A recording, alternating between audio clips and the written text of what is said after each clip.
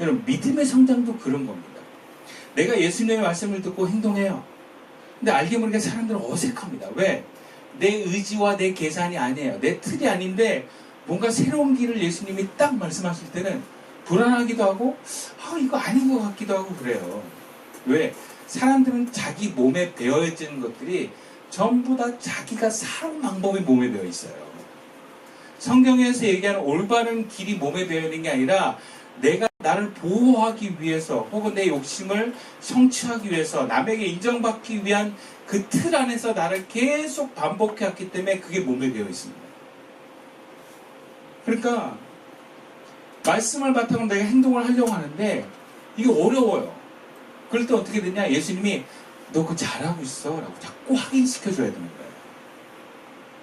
그러면 그 몸에 빈 믿음에서 또 그 들려진 감동의 순종에 나가면서 믿음이 점점 성장하는 거예요. 그러니까 믿음은 몸으로 행동하는 것만큼 성장합니다. 그래서 믿음 좋다 한 사람들은요 반드시 행동이 함께 가요. 그래서 다른 표현으로 철학자가 뭐라 그러냐면, 신학과 관련된 철학자가 뭐라 하냐면 믿음은 행동하는 것만큼만 믿음이다 이렇게 정의를 해요. 행동하지 않는데 나 그럴 수 있어 이건 믿음 아니라는 거예요. 근데 행동이라는 게 여러분 몸이 움직이는 거잖아요. 몸은요 쉽게 움직이지 않습니다. 그래서 믿음의 성장은 뭐예요? 몸이 바뀌어지는 거예요. 몸이 주님의 말씀에 거부하지 않고 내가 바로 응답하는 것입니다. 몸을 바꿔나가는 게 믿음의 성장입니다. 그래서 주님은 우리에게 뭐라고 말씀하는가? 너 믿음이 성장해야 돼. 그러기 위해서 믿음이 계속 성장하는 믿음의 선순환의 길을 가라. 주님은 우리에게 이렇게 말씀하십니다. 믿음의 선순환의 성도는요 믿음이 계속 자랍니다. 그리고 그 믿음이 자라는 만큼 하나님을 더 사랑하고 이웃을 더 사랑하는 행동을 합니다. 그러면서 결과적으로 하나님과 더 가까워집니다. 그리고 삶에는 열매가 넘치게 돼 있어요. 풍성한 열매를 맺습니다. 나를 하나님께서 이 땅에 보내신 그 소명을 받은 대로 온전히 살아가게 되는 것입니다. 여러분, 믿음은 보이지 않습니다. 그 크기와 깊이가 보이지 않기 때문에 사람이 얼마나 믿음이 좋은지 나쁜지 알 수는 없어요. 그런데 믿음이 있는 사람은 반드시 행동합니다. 그래서 행동하는 만큼의 믿음이 반드시 드러나게 되어 있습니다. 근데 믿음은 처음부터 크지 않습니다. 믿음은 반복된 행위를 통해서 커지는 것입니다. 그리고 그 반복 과정에서는 주님이 함께 하시는 이 공동체, 교회라고 하는 격려와 도우심이 반드시 있게 되어 있습니다. 특히 오늘 본문에서처럼 나에게 돌아오는 것도 없이 수치스러움이나 손가락질을 당하면서까지 이 여인이 눈물로 예수님의 발을 씻기고 머리털로 닦고 향유를 바른 것은 예수님을 향한 믿음에 따른 사랑 행위라고 할 수 있어요. 오늘날 우리가 모양은 다르지만 수치와 모욕을 무릅쓰고 예수님을 향해 스스럼없이 나아가고 나의 소중한 시간과 나의 소중한 에너지와 나의 소중한 물질을 기꺼이 예수님과 관련된 일들에 우리가 내어놓을 때 믿음과 사랑은 드러나고 커지는 것입니다. 이것을 교회가 함께 할 때 그 공동체는 함께 성장하는 것입니다. 근데 하나님께서는 그 사랑의가 더 커지길 원하시는 거예요. 왜? 그것이 믿음과 연관되어 있기 때문에 그렇습니다. 그래서 믿음이 커지는 그 선순환의 삶을 살아가라는 거예요. 계속해서 믿음이 자라라는 거예요. 멈추지 말라라는 것입니다. 그래야 하나님과 더 가까워지고 네 삶이 더 풍성한 열매 맺는 삶이 된다는 거예요. 오늘 본문에서도 시몬은 사실 예수님을 사랑한 행위입니다. 어쨌든 예수님을 초대했어요. 어쨌든 식사를 대접했어요. 다른 바리새인들은 예수님을 비난하고 예수님의 잘못된 부분을 찾으려고 할 때 바리새인이지만 시몬은 예수님에게 자기 집에 공간을 내어주고 시간을 내어주고 음식을 대접했습니다. 사랑은 사랑이에요. 저도 예전에 신방을 다니면 야 대단해요. 사람들마다 대접하는 게 달라요. 목사가 신방을 하면 어른들은 다 어떤 마음이냐면 예수님이 오신다. 그런 마음으로 대접을 하거든요. 그러면 어떤지 막 음식이 산이야 산. 나 그거 먹다 죽는 줄 알았어. 안 먹으면 막 삐지고 막 그럴 정도로 막 진수성찬을 차려. 근데 그 다 먹을 수 없으니까 나중에 싸가고 가는데 제가 기억에 남는 집 있어요. 어떻게 좀 신망하는데 일단 복장이 등산복이야. 그리고 인삼차 하나 딱 내놓더라고. 네. 빨리 가세요. 나 산에 가야 돼. 이런 분위기야. 그건 뭐야? 그냥 하나님 구역장에 하나님 가는 거지. 무슨 예수님이 와 뭐 이런 거지. 그러니까 자기 믿음대로 다 해. 보면 행동들을. 어떤 집은 집에서 하는 집도 있는데 집에서 하지 않는 집도 많아요. 그럼 나는 예전에 어떻게든 갔는데 요즘엔 안 가. 그러니까 시몬도 예수님을 초대하긴 했어. 근데 예수님 메시아는 아니야. 그냥 예언자야. 좋은 얘기 좀 들어보자. 이런 마음으로 예수님을 초대했어요. 근데 이 향유병이는 예수님을 향해서 이분은 하나님이시다. 그런 마음으로 대한 거예요.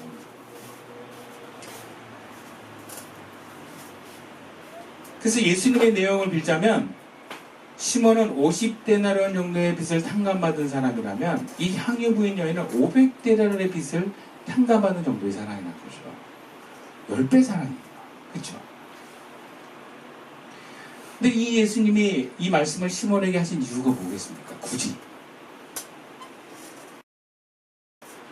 돈은 가치가 커도 결국엔 돈의 크기가 아니라 그 귀함을 대하는 사람의 자세라고 저는 생각해요. 그러니까 시몬이 50데나리온의 용서를 받은 사람이고 죄지은 여인은 500데나리온의 용서를 받은 여인이 아니라 시몬은 50데나리온의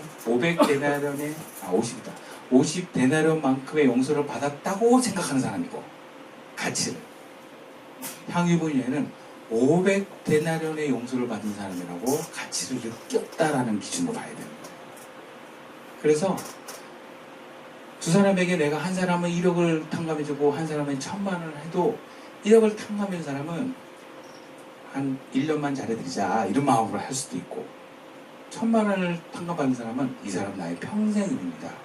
평생 내가 이분 오시면 지어들 꼭 지어들지 하는 마음으로 바뀔 수도 있는 거예요. 왜? 느껴지는 체감이 다르기 때문에.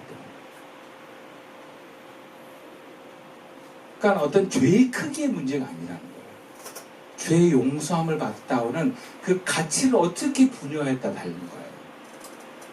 시몬은 이 죄인이라고 손가락질 여인에 비해서 예수님 보시기에 큰 의인으로 바뀌었습니다. 죄 별로 안 지은 사람이에요.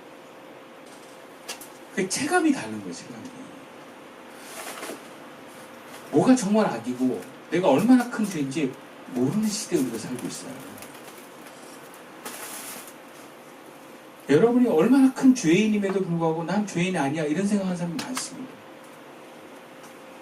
그래서 교회에 온 게 하나님께 예물을 드리는 게 감사에 대한 예물이 아니라 뭔가 내가 도와준 것처럼 생각하는 분들이 있어요. 그러니까 예수님의 이 얘기는요, 네가 조금 탕감받을 만큼 죄가 적어가 아니라 너가 죄를 느끼는 그 감동이 너 너무 적어. 나를 메시아가 아닌 예언자마저도 의심하는 네 수준의 그 믿음으로는 안 돼. 더 믿음이 자라야 돼. 그런 거예요. 또 이 여인처럼 네가 죄인인데 탕감받은 이 죄를 다 용서받았다고 하는 그 마음으로 나를 메시아로 보면서 더 믿음으로 나아가야 돼 라고 하는 말씀이라는 것입니다. 교회에서 성도들이 봉사와 헌신을 하다 보면 이런 사람들을 봐요. 예를 들어서 교회에 크게 누가 헌금을 하잖아요. 그러면 세 가지 반응이 있어요. 첫 번째는 그렇게 크게 헌금을 하고 헌신한 사람을 귀하게 보는 사람이 있어요. 그래서 칭찬하고 아 나도 기회가 되면 꼭 그렇게 헌신하고 싶어요 하고 다짐하는 사람도 있습니다. 근데 사람들 보면 대체적으로 이장들이 좀 그래요. 교회 리더십들은 그런 마음을 많이 가져요. 그리고 뭔가 어렸을 때부터 신앙이 잘 자란 친구들은 그런 마음을 가져요. 두 번째 부류는 그렇게 만약에 큰 헌금을 낸 사람 보면 자기랑 상관없다고 생각하는 사람이 있어요. 무관심한 사람들. 뭐 네가 그렇게 많이 내라. 나는 나대로 신앙생활 할게. 이런 사람이죠. 그러니까 어린아이 같은 사람이에요. 이렇게 좀 남한테 관심 없고 자기한테만 꽂혀있는 사람. 뭐 그런 거죠. 맨날 디저트 비싼 거 먹으면서 이거 1년 전에 나왔던 거네? 하면서 이렇게 막 왜? 막 이러고. 그런 거. 그냥 자기 것만 관심 있는 거. 그냥 관심 없는 사람 아무 말 안 해요. 네, 관심 없는 사람. 먹을 거에 관심 없고. 뭐 남이 큰 헌금을 내든지 말든지 나 상관없어요. 그런 사람이 교회에 있습니다. 그리고 또 어떤 부류가 있냐? 부정적으로 보는 사람이 있어요. 누군가 헌신하면 그걸 깎아내려요. 그리고 그거를 또 귀하게 보는 목사를 못 만나는 거예요. 아, 목사님 차별한다고. 섭섭해요. 이런 사람이 시몬 같은 사람이에요. 시몬은 뭔가 자기가 해야 될 걸 안 했잖아요. 근데 누가 막 하는 거예요. 사실은 찌르는 거예요, 여러분. 예수님이 왔는데 예수님을 막 그 발을 씻기고 물 갖다 놓고 이거 자기가 해야 돼요. 근데 막 죄인이라고 하는 여인이 하네. 그러니까 이 여인의 행위를 부정하려면 어떻게 봐야 돼요? 깎아내려야 돼요. 많은 성도들이 자기가 하나님과 교회 앞에 헌신하지 않은 것을 합리화하려고 남을 깎아내립니다. 하향 평준화를 시켰더라고요. 오히려 뭔가 헌신하고 하려고 하지 말라 그래요. 그게 왜 그러겠어요? 자기가 해야 되는 거 안 해오니까 그게 티나지 않기 위해서 그냥 못하게 하는 거예요. 그래서 교회에서 누가 헌금 많이 내고 열심히 봉사하면 쟤 틀려 그래. 깎아내립니다. 깎아내려. 그리고 심지어 그걸 좋게 보는 목사나 교회 리더십들을 비난해요. 이 교회는 뭔가 평화가 없는 것 같아. 옛날에 그 교회하고 아주 그냥 구닥다리 냄새가 많이 나. 막 이런 식으로 얘기하면 깎아내리는 것이죠. 여러분, 시몬 같은 사람이에요. 물론 예수님 우리를 똑같이 사랑하십니다. 그러나 예수님을 더 많이 사랑하는 사람에게는요, 예수님이 다르게 대하세요. 왜냐하면 그 다름은 그 사람에 대한 믿음이고 그 사람의 믿음을 주님은 계속 칭찬하고 확증시켜서 더 큰 믿음으로 나아가도록 이끄시기 때문에 그렇습니다. 그래서 예수님은 차별하십니다, 여러분. 근데 이 차별은 뭐예요? 예수님을 향한 믿음과 사랑의 크기만큼 대해 주시는 거예요. 근데 내가 꿈쩍도 않는 사람한테 입장에서 볼 땐 그게 차별처럼 느껴지는 거예요. 그러나 예수님은 하나님이십니다. 뭔가 부족해서 제자들이 뭘 잘하고 뭔가 성도들이 자기한테 잘한다고 너무 고마워하고 그런 분이 아니세요. 오직 그 믿음에 기반한 사랑의 크기에 감격하면서 칭찬하시는 것입니다. 이 여인을 주님은 칭찬하시는 거예요. 귀하다. 근데 시몬한테도 고맙다 얘기 안 하시잖아요, 여러분. 근데 저는 그런 요구를 많이 당해요. 뭔가 먹을 때 똑같이 얘기를 해줘야 될 것 같은 느낌이 막 들어요. 삐지니까. 그래서 막 떡을 먹을 때 진짜 맛있다 그러다가 대구탕 먹을 때도 맛있다 이래야 될 것 같은 느낌이 드는 거죠. 근데 제 안에 양심이 너 그러면 안 돼. 말 바로 해야지. 그래서 기도하고 사랑을 듬뿍 담아서 국물이 좀 이렇게 얘기를 하는 거예요. 똑같이 얘기하시면 뭐냐? 상처받을까 봐. 그래서 교인들 뭔가 헌신하고 봉사할 때 목사가 생각보다 불편합니다. 3명이 사진을 찍었는데 잘 찍었다 이런 얘기 함부로 못해요. 왜? 난 못 찍었다는 얘기가 이럴까 봐. 다 수고했잖아요. 근데 어떤 사진 잘 찍은 사진이 있어. 그러면 칭찬하는 거예요, 그냥. 제 마음에 들기도 하고. 야, 목사님 이 사람 사진 좋아해. 전 그다음부터 사진을 그만두겠습니다. 이렇게 나오는 거야 또. 비교의 귀신들이 떠나야 돼요. 자꾸 자기를 뭔가 하나님으로부터 이렇게 인정받지 못하는 것에 대해서 피하고 도망가는 모습들이 교회 안에 있어요. 그 남을 깎아내립니다. 깎아내릴 자신이 없으면 자기가 그만둬버리는 일들이 일어나요. 왜? 예수님이 다르게 대하거든요. 여러분, 예수님의 제자가 12명이었어요. 근데 예수님이 3명에 편애합니다. 베드로, 야곱, 요한만 따로 데리고 감람산 올라가요. 그 3사람을 예수님이 특별히 다르게 대해줍니다. 왜 그렇겠습니까? 누가 볼 때는 차별이라 생각할지 몰라요. 그런데 베드로, 야곱, 요한은요, 예수님을 도전적이고 행동으로 따르고 사랑했던 제자들이었어요. 나중에 요한복음에 보면 그 모습이 나타나요. 요한을 향해서 성경에서 뭐라 하냐면 그의 사랑하는 제자 이렇게 표현해요. 얼마나 예수님을 사랑하면 제자를 향해서 요한이라고 하지 않고 그의 사랑하는 제자라고 했겠어요. 부활하셔서 예수님께 찾아온 그 예수님을 알아본 베드로가 배에 있는데 예수님한테 바다에 강에 갈릴리호수에 뛰어들어가서 예수님께 막 가요. 헤엄쳐서. 예수님이 얼마나 그 좋은지 사랑하는지. 예수님이 고기 먹이고 바로 처음부터 하는 얘기가 뭐냐면 네가 나를 사랑하느냐. 그러면 더 가까이 더 사랑하기 위해서 자기를 행동하는 사람은 예수님이 그걸 인정해 주십니다. 왜? 그거를 확증해서 더 믿음으로 나아가라고.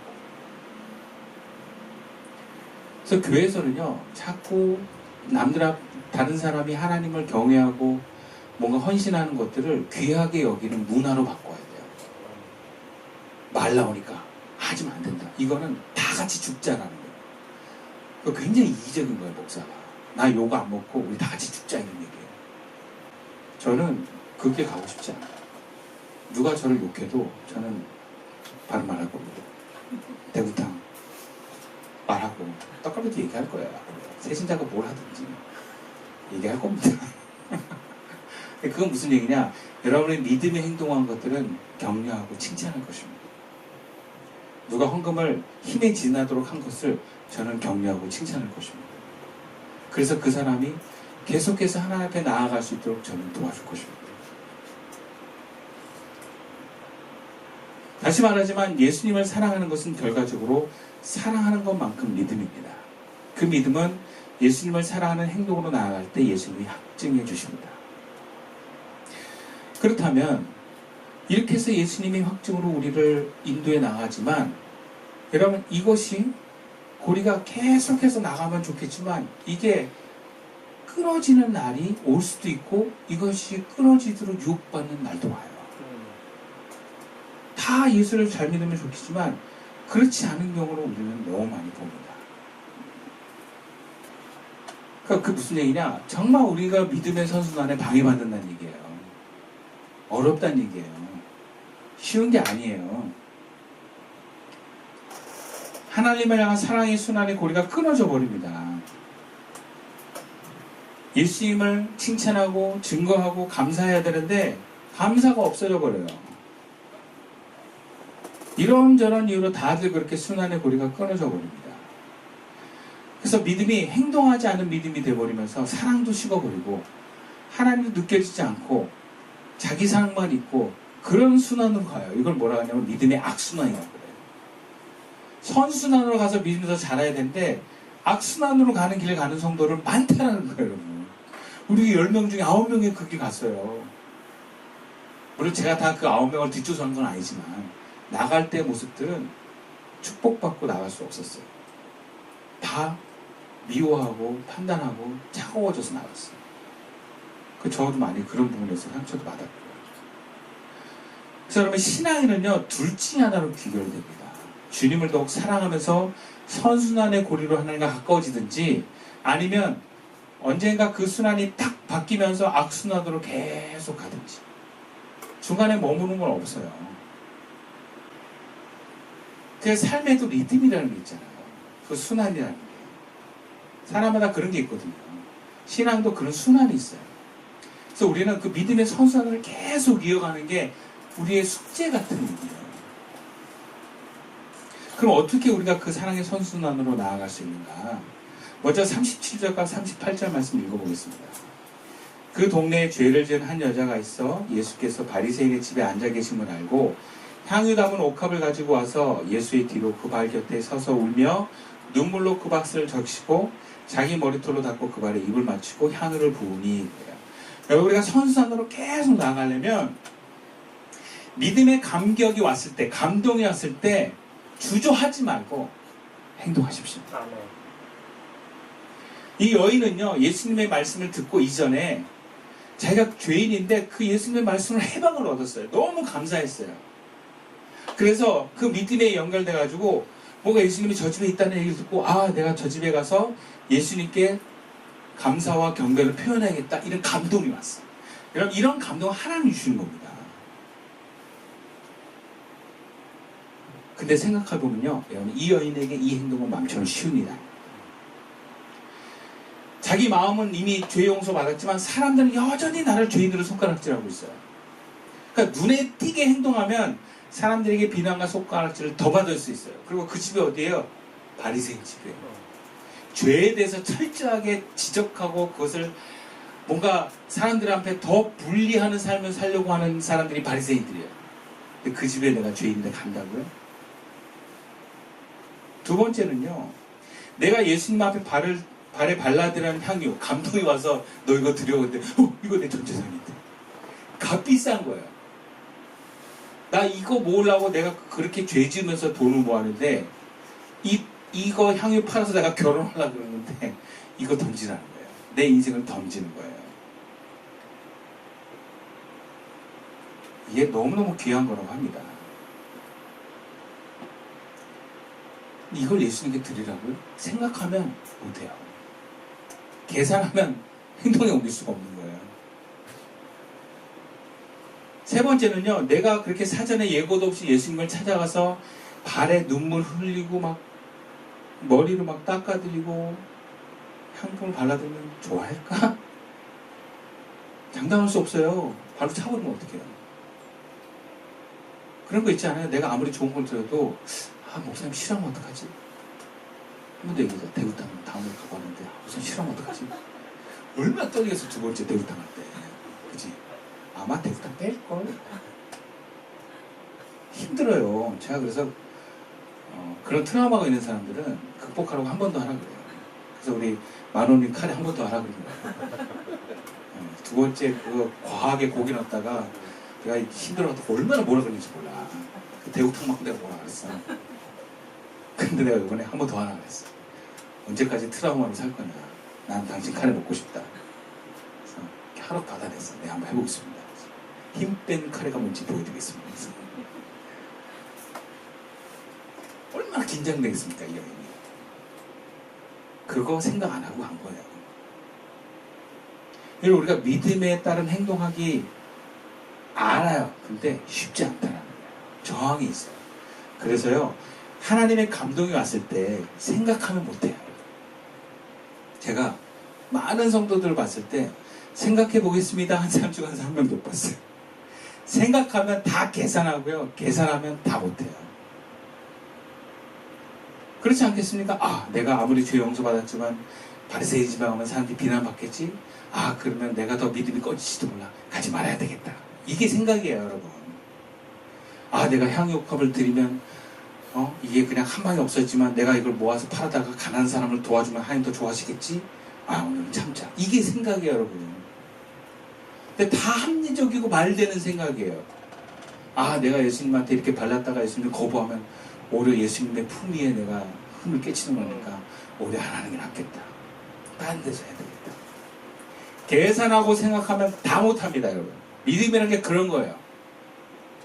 감동이 오면 그냥 해야 돼요. 대신 분별은 해야 돼요. 너무 크고 뭔가 심각한 선택의 문제라면 분별해야 돼요. 이게 하나님 뜻인지 아닌지는 분별할 필요는 있어요.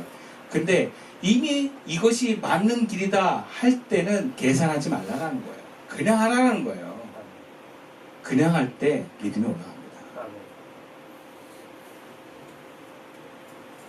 두 번째는 우리가 믿음의 선순환에서 계속 나아가려면 41절 말씀이에요. 이르시되 빚주는 사람에게 빚진 자가 둘이 있어 하나는 500데나리를 줬고 하나는 50데나리를 줬는데요. 우리가 믿음의 순환을 계속 나아가려면 하나님으로부터 받은 은혜가 너무나 크고 귀한 거라는 것을 잊지 마십시오. 그러면서 어떻게 해요? 그 은혜에 대한 감각을 계속 키워나가셔야 돼요.